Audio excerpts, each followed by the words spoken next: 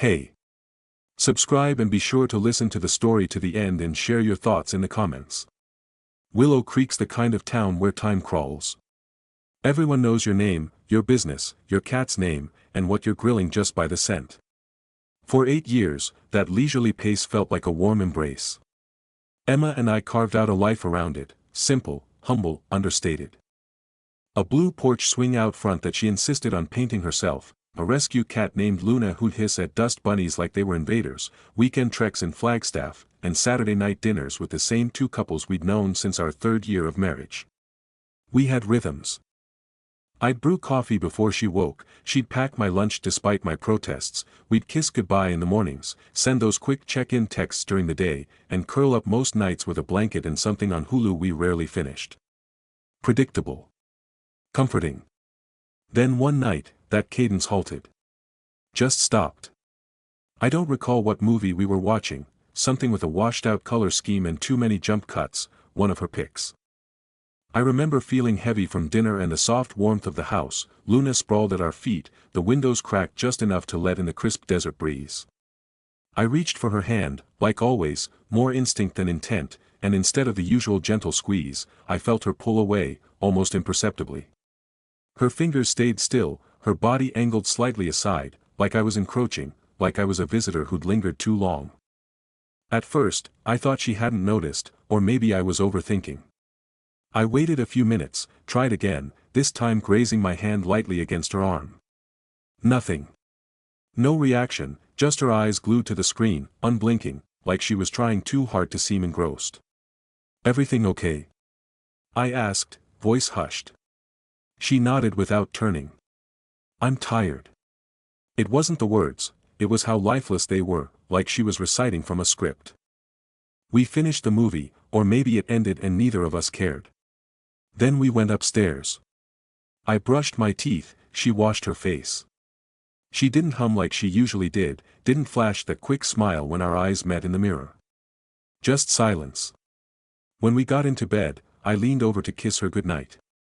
She turned away, pulled the comforter tight around her shoulders, and said, like she was ordering delivery, "I'm not doing this anymore." At first, I thought she meant the kiss. I blinked, confused. "Not doing what?"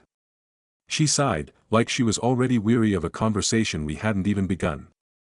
"Physical stuff, Ethan. I'm just not there anymore." I waited for the rest, the reason, the explanation, but nothing came. Just the sound of Luna's soft purring at the foot of the bed. "For tonight?" I asked, though I already sensed the answer. "No, not just tonight. I'm done, Ethan. Done." Like it was a task she was resigning from. "Can we talk about this?" I asked, careful to keep my voice even. "Is something wrong? Did I do something?" She shook her head, still facing the wall. "I just need space. It's not about you." That phrase, "it's not about you," is such a lie. It's always about you somehow, even when it isn't, especially when someone insists it's not.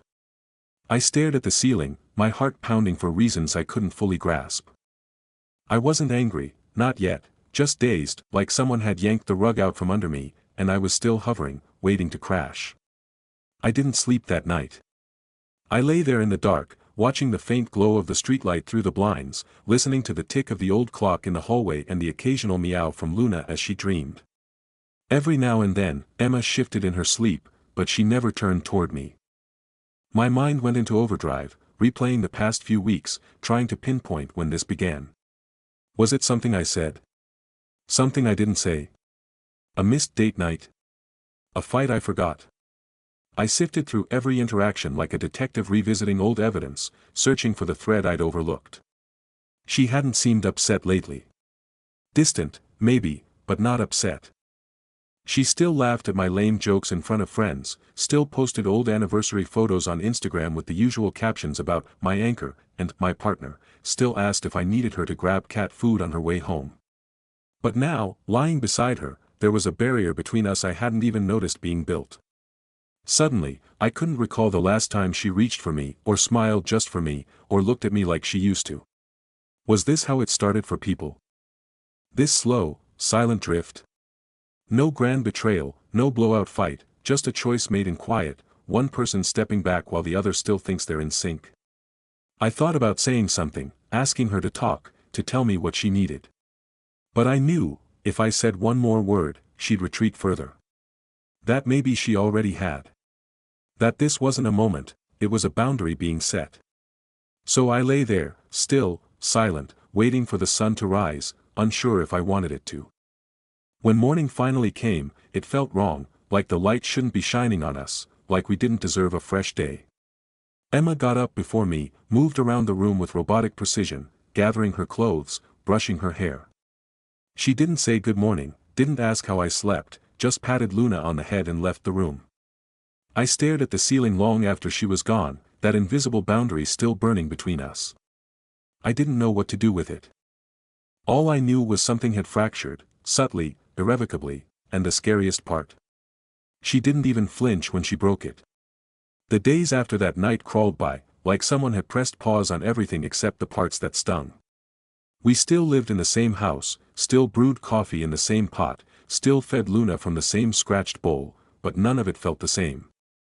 There was no fight, no shouting matches or slammed doors, just this eerie stillness, like a stage play where the actors forgot their lines but kept moving anyway. I kept waiting for her to bring it up, to say she was sorry for how it came out, or that she just needed time, or that maybe we should talk about what we were going through. But she didn't. She acted like nothing had happened, made her smoothie in the morning, reminded me to take out the trash, sent a text about needing new batteries for the smoke alarm. Meanwhile, I was floating somewhere above my own life, watching it all from a distance. The bed was the worst.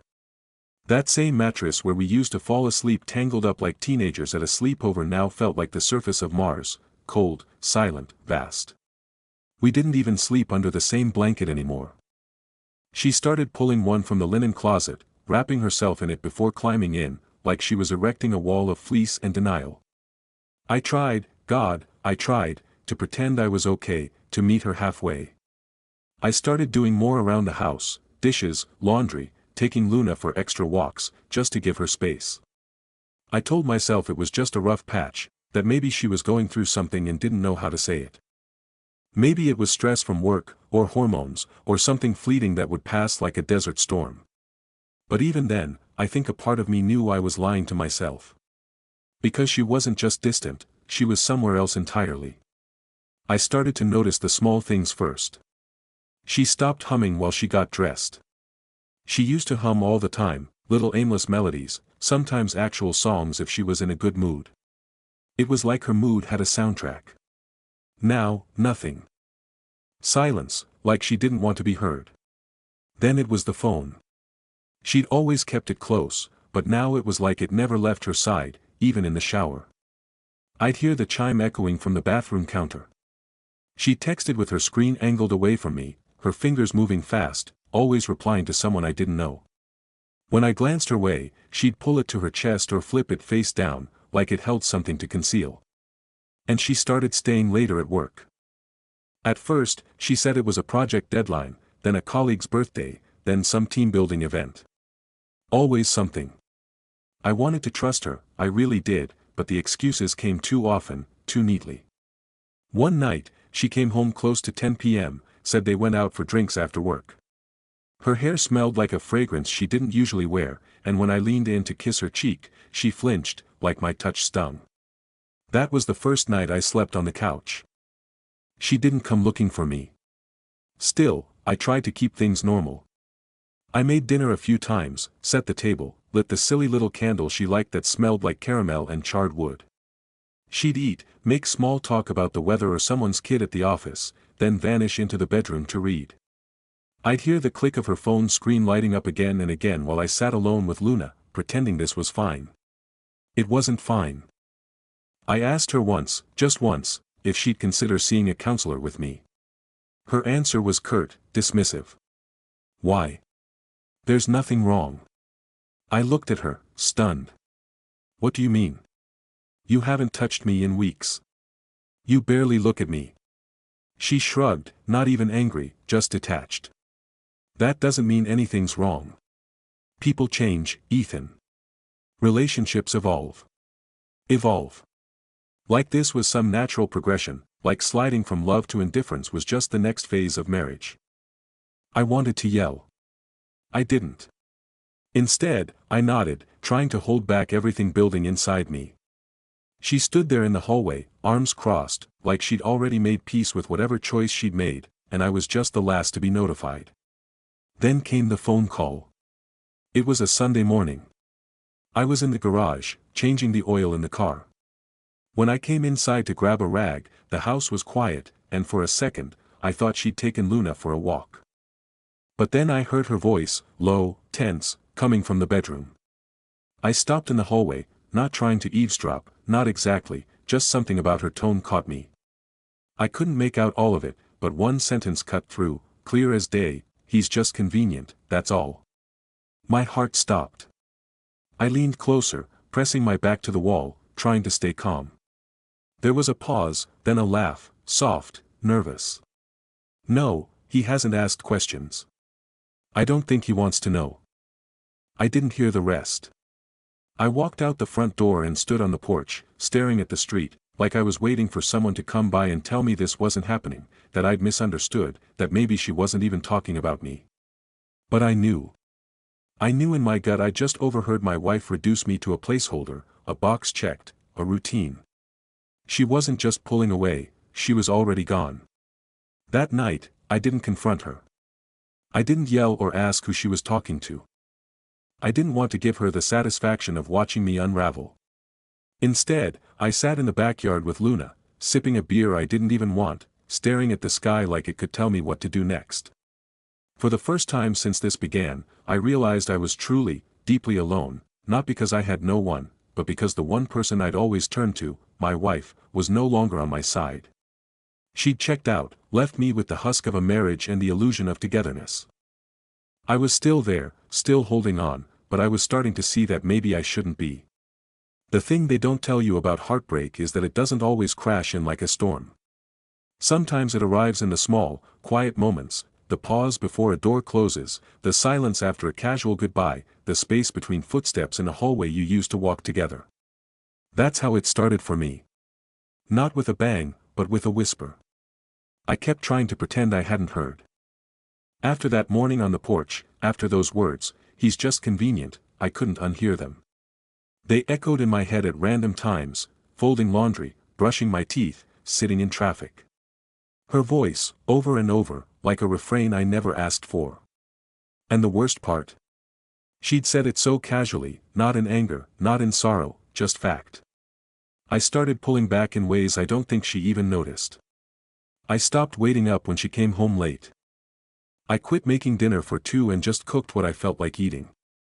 I let the mail pile up on the counter, let the trash can overflow. She didn't comment on any of it. She didn't ask why I wasn't waiting, why the fridge was suddenly filled with frozen dinners, why Luna's water bowl hadn't been refilled by the time she came home. Because she wasn't paying attention anymore. Not to me. There was this moment one evening.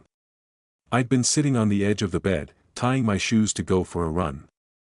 I hadn't run in months, maybe years, but that day, I just needed to get out, needed the air. Emma walked into the room, paused in the doorway, and looked at me like she didn't quite recognize what she was seeing. "You going somewhere?" she asked. "Yeah," I said. "Just out." She nodded slowly, her eyes scanning me for something, maybe a reason, maybe a fight, I don't know. But then she just said, "Okay," and turned away. That "okay" hit harder than any argument could have. It was so empty, like she was fine either way, like my leaving or staying made no difference. That run turned into a routine. I'd get up early, just before dawn, and hit the back roads behind our neighborhood. The air was chilly, especially in those early spring mornings, but I welcomed the bite of it in my lungs. It reminded me I was still alive, still here. The sound of my shoes on gravel, the rhythm of my breathing, the rising sun peeking through the red rocks, it all gave me something that felt more real than anything happening in my house. I started doing push-ups on the porch afterward, just to feel my muscles ache. I cut out junk food, cut back on beer, shaved the scruff I'd let grow out of neglect, and looked in the mirror like I was trying to find someone I used to know. Slowly, almost without meaning to, I started piecing together the guy I'd forgotten about, the guy who used to care about things beyond work, bills, and trying to keep his marriage afloat. I started watching film tutorials again. That used to be my thing, videography. I'd even made a short documentary back in college that won a local award. Then life got hectic, and it faded into the background. But now, with all this empty space between me and Emma, I needed something to fill it. I bought a drone, something I'd always wanted but never justified. I started filming the landscape around Willow Creek, the sun climbing over the hills, the shadows in the canyons, the winding trails I used to hike with her. At first, I didn't show anyone. It felt too personal. But then I started editing clips together, posting a few online. People noticed. Strangers commented, friends I hadn't talked to in years reached out. It wasn't viral or anything, but it felt like a signal flare, like I was finally doing something that made me feel me again. Meanwhile, the house stayed the same. Emma still moved around like a specter, present, but never really there. We coexisted in a way that felt almost professional, two roommates with shared assets and a cat. She stopped asking where I was going. I stopped telling her. If she noticed the new camera gear or the way my clothes fit differently, she didn't mention it. One Saturday night, I skipped our usual dinner with the neighbors. I didn't even tell her I wasn't going.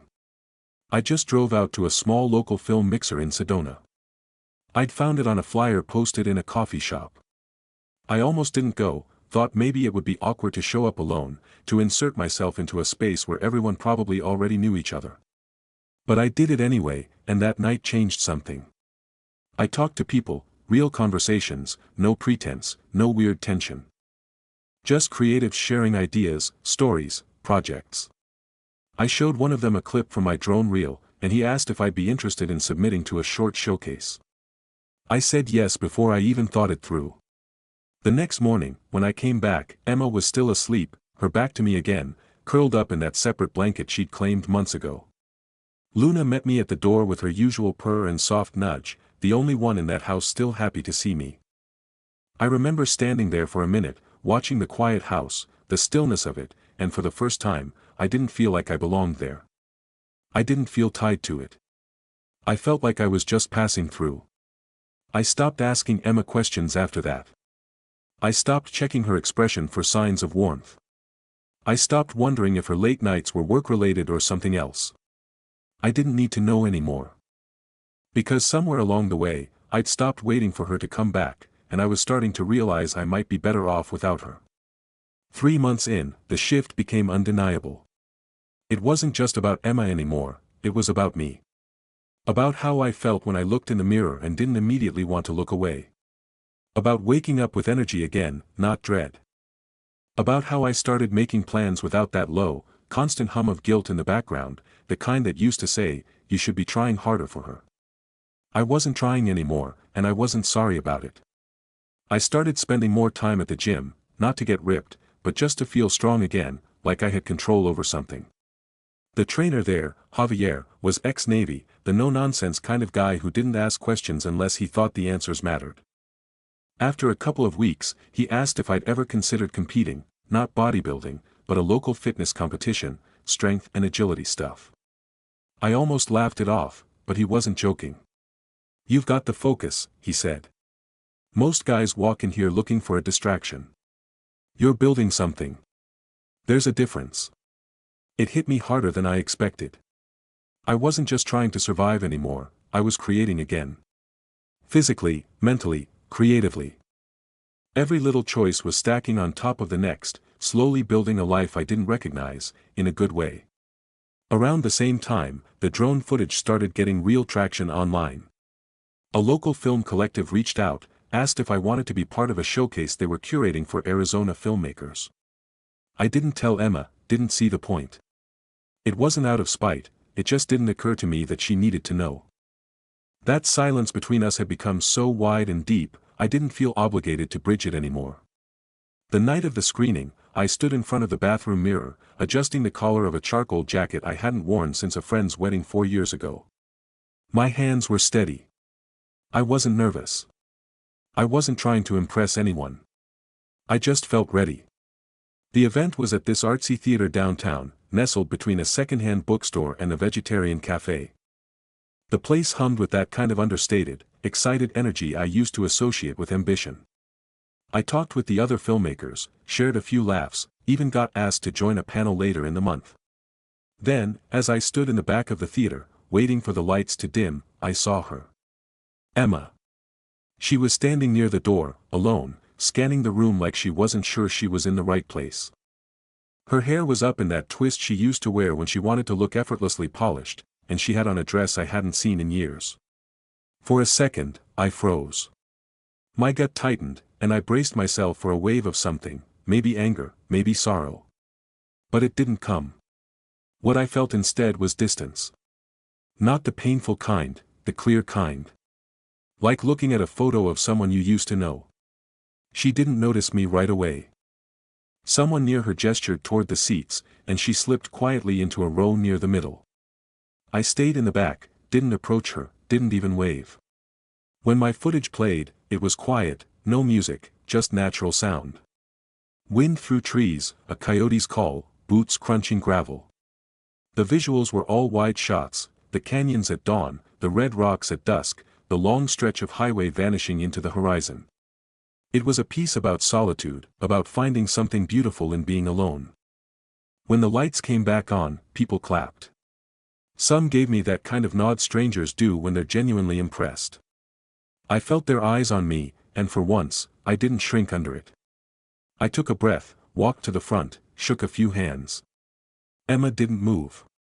Eventually, I saw her standing just off to the side, near the gallery wall where some stills were on display.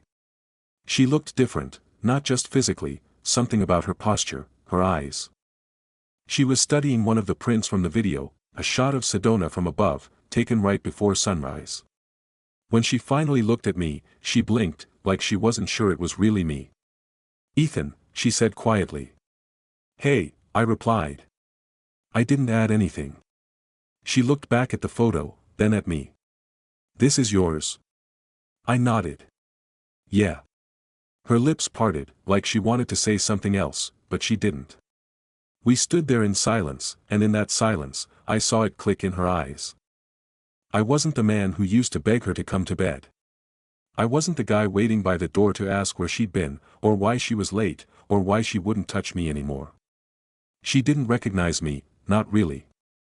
And that was the moment I realized I didn't need her to. I walked away before she could speak again. Not to be cruel, I just didn't owe her that conversation anymore. The next day, she asked if I wanted to grab lunch, just to talk, she said. I told her I was busy. That wasn't a lie, I had editing to do, meetings with the collective, a gym session. But even if I wasn't, I probably would have said the same thing. Something had shifted, and I wasn't reaching back for the past anymore. Funny thing is, once I stopped chasing her, she started moving closer. She cooked dinner one night, the kind she used to make when we were still trying to impress each other. She asked about my work, suggested we go hiking, just like old times. I was polite, friendly even, but inside, I was already gone.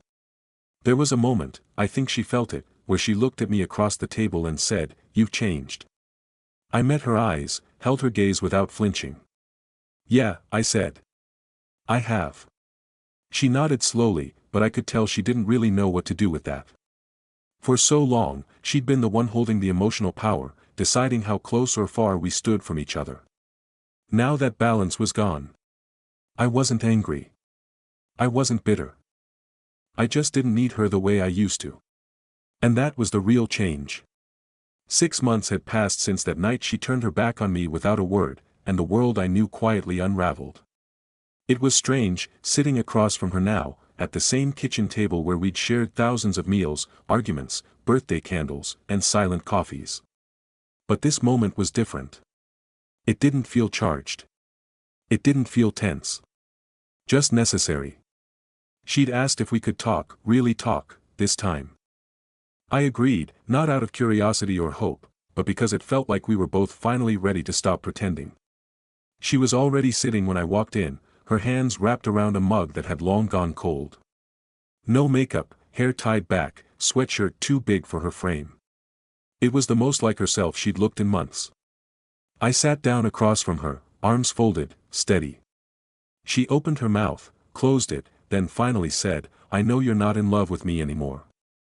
I nodded. I didn't feel cruel doing it, it was just the truth. She looked down at the table, her fingers tracing the grain in the wood. I didn't think it would end like this. I thought if I just kept my distance long enough, we'd settle into something manageable, familiar, and maybe that would be enough. That word, enough, hit harder than I expected. She kept talking. I was angry. Not at you, not really. At myself. At everything.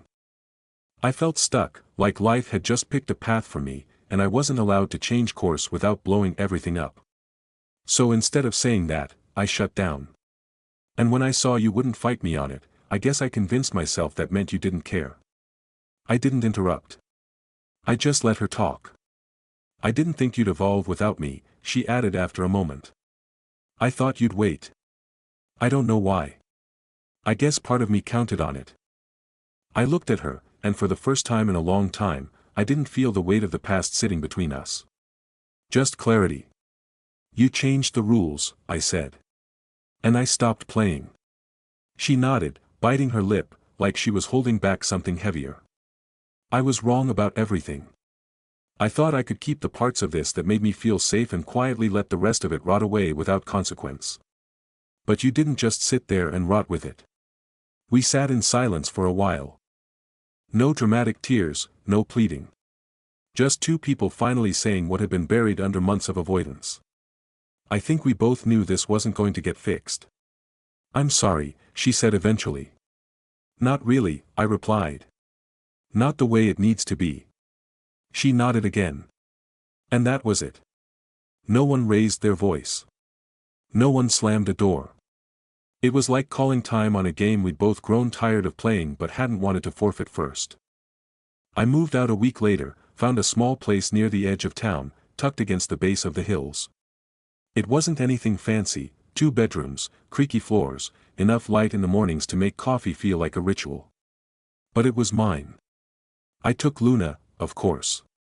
She adjusted faster than I did. Cats always know when it's time to move on. I started working on a new project, something different this time, a documentary on people who'd hit some kind of personal rock bottom and decided to rebuild. Real stories, quiet stories. People who didn't shout or make headlines but still chose to fight their way back. I didn't say it out loud, but it was about me too. That part stayed just between me and the lens. One afternoon, a few weeks into the move, I got a message from Emma. Simple, no games. Hey, I started therapy. I needed to. Not for us, just for me. I'm sorry for everything. I stared at the screen for a long time, then I smiled. Not because I wanted her back, not because I thought it changed anything between us, but because, for the first time, she wasn't hiding behind silence or denial. She was doing what she needed to do for herself. I'm glad, I replied. She didn't answer, and that was fine. The truth is, her story stopped being about me a while ago, just like mine stopped being about her. We were two people who tried, who failed, and who walked away with the scars to prove it. There was no villain in the end, no scandal. Just distance. Just choices. I thought about how she used to look at me, back when we were still new, when a glance across the room felt like gravity. And then I thought about that moment in the theater, when she looked at me like I was a stranger. The irony? She was right. I had become a stranger, but not to her, to myself.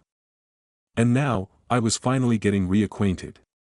People ask me sometimes, especially at those post-screening Q&As, what inspired the shift in my work, why the tone of my footage changed. I usually say something vague about perspective or growth. But the real answer is this: one night, the person I loved turned away from me and never turned back. And instead of chasing her, I stood still and let the silence teach me who I was.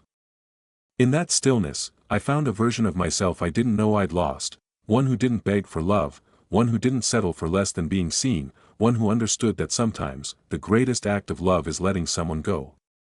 I never wanted to become someone new. I just stopped being someone I wasn't.